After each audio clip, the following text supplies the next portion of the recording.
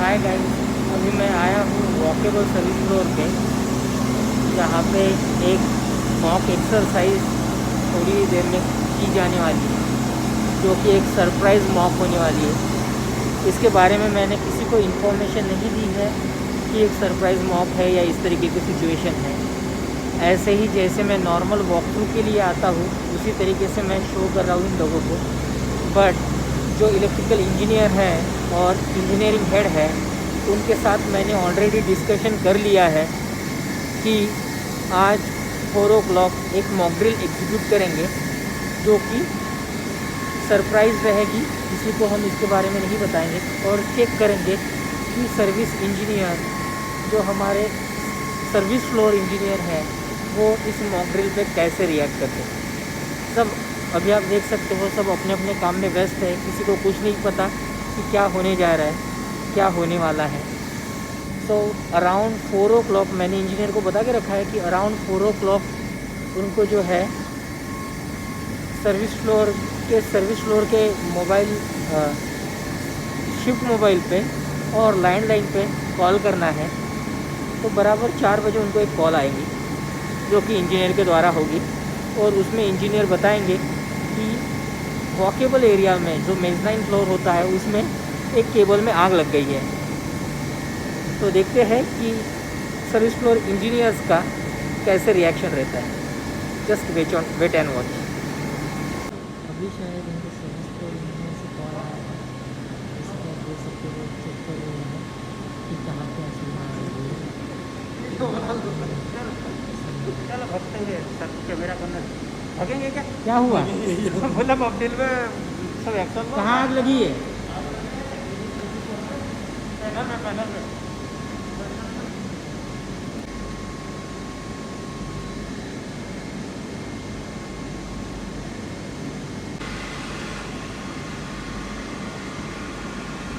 सो अभी जो हमने क्या किया था, आग लगी थी नहीं लगी थी? हाँ, फायर लगी थी। कहाँ पे? एक पर्सन बोलो। सबसे पहले फ़ोन कहाँ पे आया? BMS रूम के पास आपको फ़ोन आया। क्या बोला आपको?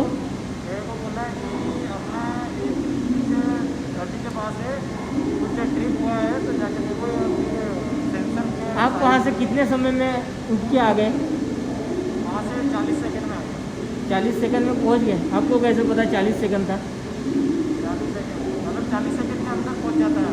तो आप अकेले दौड़ते हुए आए थे या फिर कुछ लेके आए थे साधन? मैं दौड़ते हुए आया, जैसे बाहर का तो किसी साधन के साथ आए थे? एक्सटिंग्विशर वगैरह आपके साथ था? हाँ एक्सटिंग्विशर था। फायर स्टिक का है, rescue stick, electrical rescue stick कहाँ है? PCC रूम के पास रखते हैं। वो क्यों नहीं लेके आया? कोई दूसरा पर्सन वहाँ क्यों नहीं गया? आपको कैसे पता कि क्या सिचुएशन होगी क्या नहीं होगी? आपको पता है सिचुएशन क्या होगी क्या नहीं होगी? जिन्होंने आपको इन्फॉर्म किया, क्या उन्होंने बताया था कि आग पर्टिकुलर AHU के पास लगी है, किस पैनल में लगी है, कहाँ पे लगी है? जब आपको पता नहीं था कि आग लगी है, तो आपने ट्रेस आउट कैसे किया? आपको कैसे पता चला कि सिर्फ ये मॉक है, आग असल में नहीं लगी है? आपको कैसे पता चला? फायर पैनल का लोकेशन से पता चलता है। कैसे? जो अपना स्मोक सेंसर, स्मोक डिटेक्टर से पता चल जाता है। अगर रियल आग होती तो स्मोक डिटेक्टर से आपको पता चल जाता। ओके। अगर समझ लीजिए ये एक्सटिंग्विशर इनफ नहीं रहता और एक्सटिंग्विशर की ज़रूरत रहती, या फिर आपको हेल्प की ज़रूरत है, ये भाई साहब अकेले आए, अगर इनको और मदद की अगर ज़रूरत रहती और कोई लोग साथ में चाहिए रहते, तो फिर कैसे करते? अपने टीम के साथ साथ इंजीनियरिंग और सेफ्टी को इन्वॉल्व करते हैं। जब आपको ज़रूरत है, इमरजेंसी अटेंड करने जाते हैं, तो आपको पहले इन्फॉर्म करना है सेफ्टी को, इंजीनियरिंग को और सिक्योरिटी को। कैसे?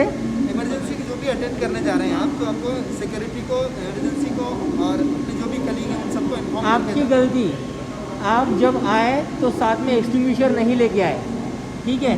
तो आपको हमेशा पता होना चाहिए कि जहाँ पे मैं जा रहा हूँ वहाँ पे मुझे साधन मिलेगा नहीं मिलेगा, तो मुझे साथ में एक्सटिंग्विशर हमेशा लेके चलना है। सेकंड थिंग, आपको जैसे ही आग का कॉल आया तो आपको फायर फायर फायर करके शाउट करना है, लोगों को इकट्ठा करना है, बुलाना है।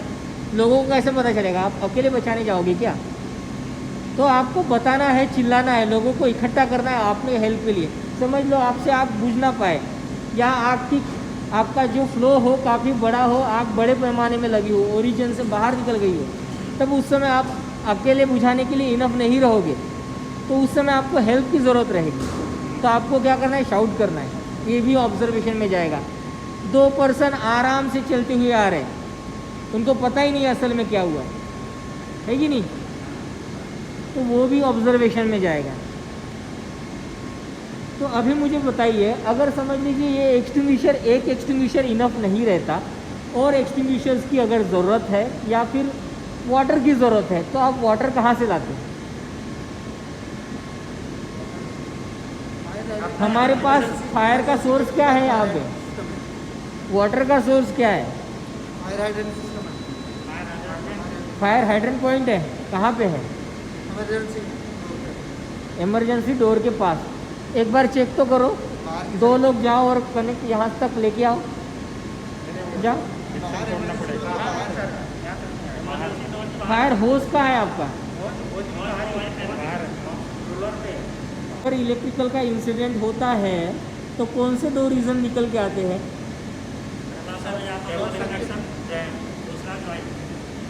ओवर हीटिंग या तो शॉर्ट सर्किट। इलेक्ट्रिकल इंसिडेंट में ज़्यादातर लोग या इंजीनियर यही बात बोल के बच जाते हैं, निकल जाते हैं, क्योंकि इस पर कोई जस्टिफिकेशन नहीं देना होता है। हाँ सर, अचानक से शॉर्ट हो गया होगा, काफ़ी दिनों से वो जॉइंट था, केबल कमज़ोर था, वो फटता रहा, एकदम से हीटअप होता रहा और एक दिन उसने आग पकड़ ली। अगर उस तरीके का इंसिडेंट हमारे यहाँ पे हो तो हमारे पास क्या प्रिकॉशन प्रोटोकॉल है जिससे हम वैसे इंसिडेंट को बड़ा होने से रोक सकते हैं? अगर समझ लो आग बढ़ी गई या आपने कंट्रोल पैनल बंद कर दिया, तो फिर कैसे बचाओगे? फिर क्या सेकंड मीडिया क्या अवेलेबल है अपने पास? क्या मेथड आप एडॉप्ट करोगे आग को रोकने के लिए? तो आग बड़ा है और पावर ऑफ हो गया तो पानी यूज कर सकते हैं। तो पानी के सोर्स क्या है आपके पास? पानी का ब्रेडेड होज पाइप है जो का इस्तेमाल करें। तो एक बार लेके आइए तो होस पाइप यहाँ तक नहीं आएगा, यहाँ तक लेंथ नहीं पहुँचेगा। क्यों नहीं पहुँचेगा? आपका होस पाइप आपके हर हजार्डस और क्रिटिकल एरिया के पास जाना चाहिए। भले ही आप अदर बॉक्स के पास जा सकते हो, वहाँ से होस लेके आ सकते हो और उसको कनेक्ट कर सकते हो और 15 मीटर लेंथ बढ़ा सकते हो। तो आपके पास सर्विस फ्लोर पे सिर्फ अगर एक बॉक्स है, अगर सर्विस फ्लोर में हमारे पास एक ही बॉक्स है तो अपने को 2 बॉक्स करने पड़ेंगे। स्टेयरकेस में रखा हुआ है क्या? होज पाइप है। तो अपने पास 3 होज पाइप है, एक यहाँ रखा है, एक यहाँ रखा है, एक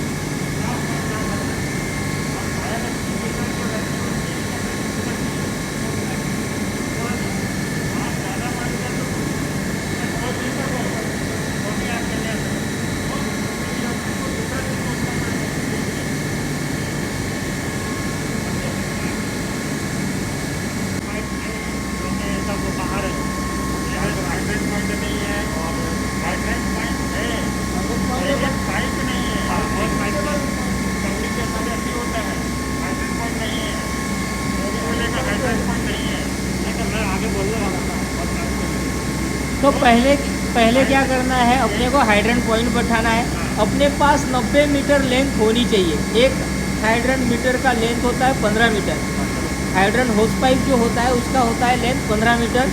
2 लेंथ रखी हुई है एक बॉक्स में, तो हो गए 30 मीटर। अगर 7 मीटर वाले हैं छोटे वाले तो उसको अपने को रिप्लेस करने पड़ेंगे 15 मीटर के साथ।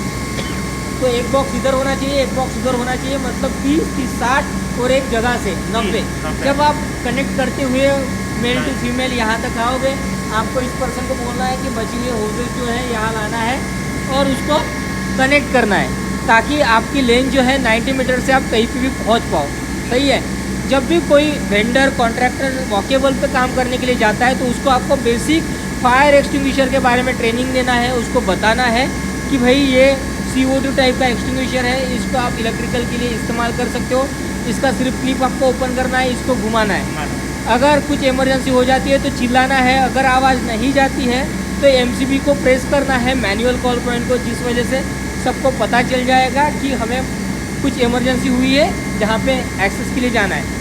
बाहर फ्लोरोसेंट स्ट्रिप जो है वो अंदर वॉकेबल पे लगी हुई है, उसके रेफरेंस पॉइंट से आपको बाहर निकलना है और आपके सर्विस फ्लोर वाले PMS रूम के पास जाना है और उस सर्विस फ्लोर इंजीनियर को इन्फॉर्म करना है। साइमल्टेनियसली अगर मोर हेल्प की ज़रूरत है तो वहाँ से 999 को कॉल करना है और हेल्प और एम्बुलेंस मंगवा लेना है। समझ में आया? जब भी आप कोई फायर एक्सटिंग्विशर फायर एक्सेस करने के लिए जाते हो तो आपके साथ हमेशा आपका एक्सटिंग्विशर होना चाहिए। जहाँ पे भी नियरेस्ट वे में आपको एक्सटिंग्विशर मिलता है, लगता है, तो वो उठा के आपको फायर एक्सटिंग्विश करने के लिए आगे बढ़ना है। आप इस एजम्पशन में मत रहिए कि मैं जगह में जाऊँगा और मुझे एक्सटिंग्विशर मिल जाएगा। समझ में आया?